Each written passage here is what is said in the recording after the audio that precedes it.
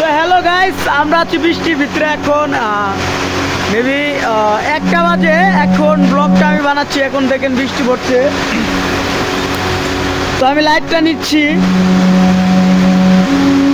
কারণ এই বৃষ্টির ভিতরে আমরা অনেক ভয়ানক কিছু দেখতে পারার আশা করি।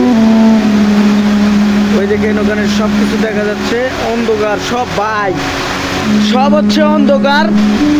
তারপর আমরা চেষ্টা করছি আপনাদের ভালো কিছু দেখানোর। এই যে দেখুন কিরকম বৃষ্টি পড়ছে, দেখতে পাচ্ছেন। এই দেখুন বড় করে দিয়ে আমি লাইটটা দিই, তাহলে বৃষ্টিটা দেখা যাবে। হয়তো দেখতে পাচ্ছেন কিরকম বৃষ্টি পড়ছে, অনঝরে বৃষ্টি। তো এই বৃষ্টির ভিতরে আসলে আমরা যা আছি, বৃষ্টির ভিতরে যে আমরা আছি, কি যে মারাত্মক একটা সিচুয়েশন আপনাদের বলে বুঝাতে পারবো না আর কি। তো এখানে আমার ভাগ্নাও আছে। ভাগ্না, তোমার কি অবস্থা? আলহামদুলিল্লাহ। বৃষ্টিতে আমরা একটা বাজে সিচুয়েশনে পড়ে গেছিলাম আর কি। বৃষ্টির ভিতরে একটা বাজে সিচুয়েশন চলে আসছে, সেখানে আজকে আমরা পাহারা দিচ্ছি আর কি, যাই বলেন। তো এখানে দেখতে পাচ্ছেন সবটা আমরা আপনাদের দেখানোর চেষ্টা করতেছি।